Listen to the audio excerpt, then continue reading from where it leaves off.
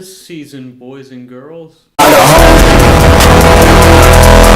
Merry Crimin, New Year, new keyboard, new me. And because new me, we do new changes. Like this new special jacket, which will only come up mostly, not mostly, it'll just only come up during list season, because I thought, why not make list season a special occasion?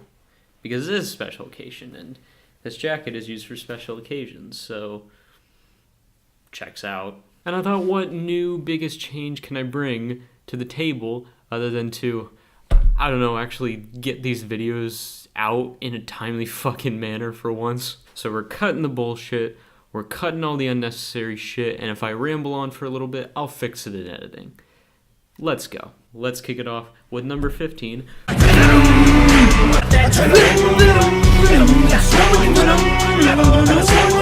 Venom is a song that really only has any listenable qualities with its meme potential. Like, I played this song for my sister the other night, and she thought it was the funniest thing she'd ever heard in her life.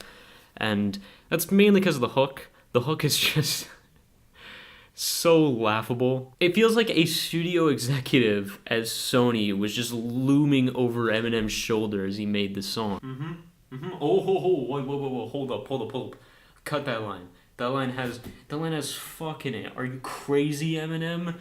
Oh, you're gonna get me fired if you say fuck in a PG-13 movie that should have been rated R, but you know, we'll talk about that in the movies list. And number 14, we got Mine by Bazzy. You so fucking precious when you smile. A song whose leading melody and build-up is more of a hook than anything else.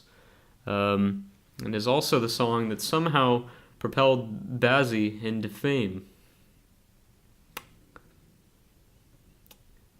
You just get famous off of anything nowadays. At number 13, we got Fuh You by Paul McCartney. Fuh you, Paul McCartney, for making this dog shit song. What better way, he thought, to connect with the new kids and the cool kids and to interest all the kids than to make a millennial pop tune. Speaking of millennial pop, we have Boomerang by Imagine Dragons. Let it go, let it go, let it go, let it go.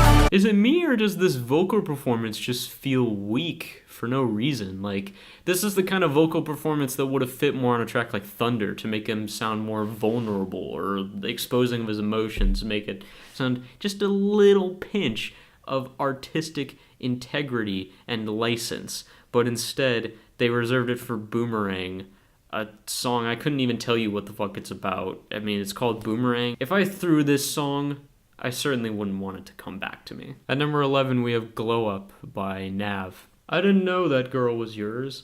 Said that she don't got no boyfriend, but sure. I grabbed her ass and she called me a perv. Opened the legs, so I had to insert. Words of wisdom from the wisest. It's not just the very obvious advocation for rape and sexual assault that line provokes that makes me hate this song. It's also just drab and boring and plain, and nothing interesting goes on in it whatsoever. Speaking of which, we have our number 10 spot.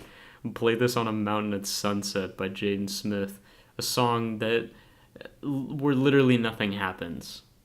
Like, if you are gonna go and play this on a mountain at sunset like he tells you to do, you better have somebody to talk to drown out the fucking noise that this song is. It's just a constant noise with Jaden occasionally going, Stumma, and like maybe saying a few other things that you can't quite catch because the mixing is so bad and you're like, what was that? But I guarantee you're probably not missing anything of substance that he might have said. At number 9, we have a pick that a lot of people are probably going to be a little bit mad about, because I know J-Rock has a pretty big and established fan base at this point, but fuck, if Win was not one of the most obnoxious songs of the year. Get out the way, get out the way, get out the way, yeah. Get out the way, get the fuck out of my way, yeah. Win, win, win, win, win. Win, win, win, win. Win, win, win, win. that hook is so fucking terrible. It's worse than the Venom hook. That, like, I don't understand why everyone just kind of let this song go by without any note. Like, it's so bad. And the whole, like, rhyme scheme of the song is based around the hook. And he, like, drops a bar like this, and then he just goes, tin, tin, tin, tin. Or, try, try, try, try. And, like, like at the end of every fucking bar. And the instrumental are just these blaring horns.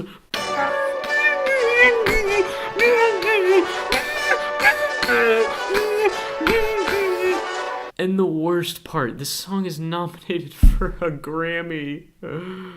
Oh, why? At number 8, we have 44/876 by Sting and Shaggy. My goodness. What a terrible piece of reggae pop. Shaggy, I'd understand, but Sting is on this song as well, and he gives one of the worst vocal performances I think he's ever had.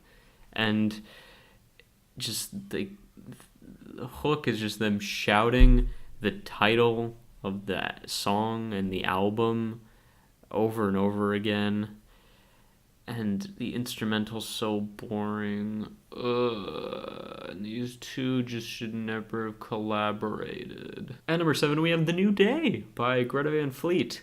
This is another instance of a glow up style, just misogynistic and sexist and honestly really weird idea for a song. You're a child in the garden, you're growing up, I'll watch you bloom, and your dreams are not forgotten. You'll be a woman soon. Jesus Christ. That's the chorus. That's the chorus to this song. What the fuck? At number 6, we have White Boy by Tom MacDonald, which a lot of people have kind of been stressing as like the worst song of the year because of its whole political messaging. I don't think that's what bothers me the most about it. I think obviously the lyrics are terrible, but Tom MacDonald's flow just sounds really off. He tries to rhyme words that just don't rhyme, or fails to rhyme and then just completely forgets about it, like doesn't even follow it up with the next line with a proper rhyme, just kind of like lets it go. But yes, obviously the lyricism is a big deal. It basically reminds me of that one song from the Lonely Island movie, Pop Star. You know, the song where he's talking about how bad it is that gay people don't have equal rights, but then constantly proclaims, but I'm not gay.